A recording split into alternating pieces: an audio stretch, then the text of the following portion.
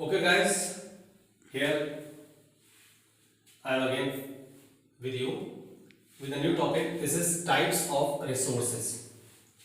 We are going to discuss this topic here only. And types of resources, in book you can see also that 4 factors they have provided on which we can classify the resources. 4 factor दे रखे हैं, 4 factors दे रखे हैं जिसपे आप divide कर सकते हो, classify कर सकते हो. जैसे पहले दिया हुआ है उन्होंने on the basis of origin. Origin के बेस पर आप इसको डिवाइड कर सकते हो रिसोर्सेज को बायोटिक में एंड अबायोटिक में. 2 रिसोर्स में डिवाइड कर सकते हैं, 2 पार्ट में. इसके अलावा on the basis of exhaustibility, ये दूसरा फैक्टर है आपका जिसके बेस पे आप इसे क्लासिफाई कर सकते हो on the basis of exhaustibility. Exhaustibility के बेस पे आप 2 पार्ट डिवाइड करते हो, रिन्यूएबल रिसोर्स, इसे हम रिप्लेनिशेबल भी कहते हैं, रिप्लेनिशेबल. और जो दूसरा पार्ट है इसका है वो नॉन रिन्यूएबल रिसोर्स. तो रिन्यूएबल रिसोर्स और नॉन रिन्यूएबल रिसोर्स, ये 2 पार्ट में डिवाइड कर सकते हैं आप on the basis of exhaustibility. तीसरा पार्ट आता है, ये दिया हुआ है on the basis of ownership. Ownership के बेस पर आप इसको डिवाइड कर सकते हो 4 पार्ट में. कितने पार्ट्स में? 4 पार्ट्स में डिवाइड कर सकते हैं आप इसको. एक है इंडिविजुअल रिसोर्स, दूसरा है कम्युनिटी रिसोर्स, तीसरा है नेशनल रिसोर्स और चौथा है ये आपका इंटरनेशनल रिसोर्स. इसके अलावा एक फैक्टर और है, जैसे मैंने डिस्कस किया आपसे भाई, पहला, दूसरा, तीसरा, यानी कि पहले में ओरिजिन, दूसरे में एग्जॉस्टिबिलिटी, तीसरे में ओनरशिप, और ऐसे ही चौथा पॉइंट और है जो है स्टेटस ऑफ डेवलपमेंट. तो स्टेजेस ऑफ डेवलपमेंट, तो वो स्टेजेस ऑफ डेवलपमेंट या स्टेटस ऑफ डेवलपमेंट हम बाद में करते हैं. अभी हम 3 पॉइंट को डिस्कस करते हैं बेसिकली. तो फर्स्ट पॉइंट है on the basis of origin. Origin का मतलब होता है from where we get it या फ्रॉम वेयर इट कम्स. कहां से कोई चीज ओरिजिन होती है, कहां से कोई चीज मिलती है, तो वो उसका ओरिजिन प्लेस कहलाता है. जैसे हम बायोटिक रिसोर्स की बात करेंगे तो बायोटिक रिसोर्स कहां से आते हैं? वी गेट दिस रिसोर्स या we obtain this resource from biosphere. कहां से मिलते हैं आपको? बायोस्फीयर से. तो ये बायोस्फीयर से मिलते हैं आपको. और इनमें दूसरी फीचर ये है कि दे हैव लाइफ. तो वो रिसोर्सेज व्हिच वी गेट या the resources which we get या obtain from biosphere and they have life. आपको बायोस्फीयर से रिसोर्स मिलते हैं और उनमें लाइफ होती है, तो उसे हम कहते हैं बायोटिक रिसोर्स. फॉर एग्जांपल हमने ह्यूमन बीइंग्स लिए हैं, लिविंग थिंग्स है, फ्लोरा है यानी all types of vegetation, fauna है ऑल टाइप्स ऑफ एनिमल्स, इसके अलावा फिशरीज है यानी कि सभी दिखाई दे रहे होंगे आपको कि सभी लिविंग थिंग्स हैं. ठीक है, और ये सारे हम बायोस्फीयर से ऑब्टेन करते हैं. तो ये बायोटिक रिसोर्स. अब बायोटिक रिसोर्स कौन से?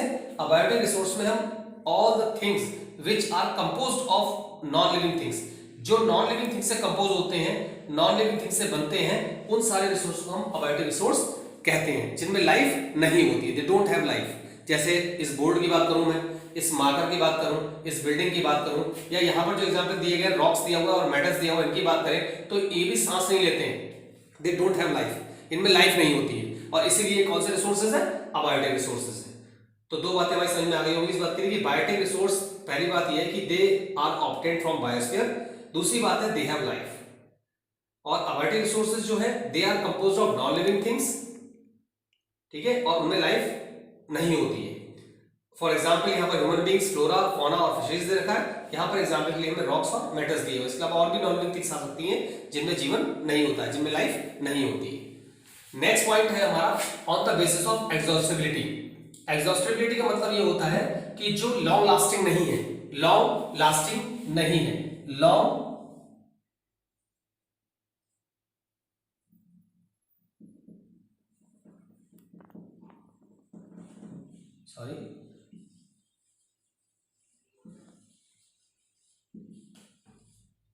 लॉन्ग लास्टिंग नहीं है, जो लंबे नहीं चल सकते हैं, बहुत लंबे समय तक हम उनको यूज नहीं कर सकते हैं उनको. They can not be used for long time, यानी after some time they will be finished, कुछ समय के बाद वो फिनिश हो जाएंगे. तो इसलिए एग्जॉस्टिबिलिटी कहलाती है. एग्जॉस्टिबिलिटी के बेस पे आप 2 पार्ट में डिवाइड करते हो. पहला है रिन्यूएबल रिसोर्स, रिन्यूएबल रिसोर्स या रिप्लेनिशेबल भी कह सकते हैं इसको. दूसरा है नॉन रिन्यूएबल रिसोर्स या नॉन रिन्यूएबल रिसोर्स. तो रिन्यूएबल रिसोर्स यानी कि इनके अंदर एक कैपेसिटी होती है. किस बात की कैपेसिटी होती है? अपने आप को रिन्यू करने की. दे कैन बी रिन्यूड, या रिप्रोड्यूस करने की. दे कैन बी रिप्रोड्यूस, तो वो रिप्रोड्यूस भी कर सकते हैं या रिप्रोड्यूस किए जा सकते हैं या वो रिन्यू किए जा सकते हैं. उन्हें हम कहते हैं रिन्यूएबल रिसोर्स कहते हैं. और कैसे ये रिप्रोड्यूस होते हैं? फिजिकल प्रोसेस से भी हो सकते हैं, केमिकल प्रोसेस से भी हो सकते हैं और मैकेनिकल प्रोसेस से भी हो सकते हैं. इन तीनों ही प्रोसेस से क्या हो सकते हैं? ये रिप्रोड्यूस हो सकते हैं, रिन्यू हो सकते हैं. इसलिए इनको हम रिन्यूएबल रिसोर्स कहते हैं या रिप्लेनिशेबल रिसोर्स कहते हैं इनको. एग्जाम्पल के तौर पर यहाँ पर दिया हुआ है सोलर या विंड एनर्जी है, या वाटर, फॉरेस्ट और वाइल्ड लाइफ एक्सेट्रा, ये सारे के सारे जो है वो अपने आप में कैसे रिसोर्स है, रिन्यूएबल रिसोर्स है या रिप्लेनिशेबल रिसोर्स है। इन पार्ट्स को हम फिर से दोबारा further we can divide these resources into two parts. One is the continuous, you can see in book also it is given continuous और फ्लो। इन्हें कंटिन्यूअस या फ्लो कह सकते हैं, जिसमें हम विंड और वाटर को एग्जांपल लेते हैं। और दूसरा जो पार्ट है इसका वो है बायोलॉजिकल। पहला कंटिन्यूअस या फ्लो, दूसरा जो है बायोलॉजिकल। बायोलॉजिकल में क्या है, यानी कि लिविंग थिंग्स आती हैं generally, natural vegetation and wild life. तो जो लिविंग थिंग्स हैं वो इसके अंदर इंक्लूड होती हैं। तो रिन्यूएबल रिसोर्स जो है वो भी दो पार्ट में डिवाइड किए जा सकते हैं, कंटिन्यूअस और फ्लो, और सेकंड है बायोलॉजिकल। कंटिन्यूअस और फ्लो में विंड और वाटर जैसे रिसोर्स आते हैं, और बायोलॉजिकल में वो रिसोर्स आते हैं जिनमें लाइफ होती है, what the resources which have life. ठीक है, नेक्स्ट पॉइंट दे रखा है नॉन रिन्यूएबल रिसोर्स या नॉन रिन्यूएबल रिसोर्स। तो नॉन रिन्यूएबल रिसोर्स कौन से, get exhausted with their use. आप एक बार उन्हें यूज करते हैं, उसका फिनिश हो जाते हैं, फिर आप दोबारा उनको यूज नहीं कर पाते, यूज इन द रिन्यू नहीं कर पाते, ना रिन्यू कर सकते हैं ना उसको रिप्रोड्यूस कर सकते हैं। हाँ, उसको रिसाइकिल कर सकते हैं आप। दो तरीके से, दो तरह के होते हैं ये अपने आप में। एक रिसाइक्लेबल है, यानी कि ऐसे रिसोर्सेज जिन्हें आप रिसाइकिल कर सकते हैं लेकिन रिप्रोड्यूस नहीं कर सकते, और ना ही आप उन्हें रिन्यू कर सकते हैं। आप रिसाइकिल कर सकते हैं, जैसे मेटल्स है, तो मेटल्स आप रिसाइकिल कर सकते हैं, उसे गला करके मेल्ट करने के बाद आप फिर से कोई चीज से बना सकते हैं। तो इस तरह से मेटल का रीयूज तो हो सकता है रिसाइकिल करने के बाद, लेकिन आप उसे रिन्यू या रिप्रोड्यूस नहीं कर सकते।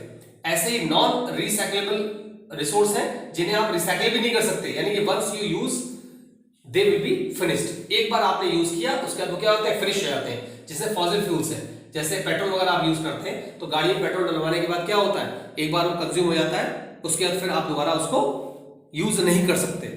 ठीक है, they will be exhausted after some time. Thank you.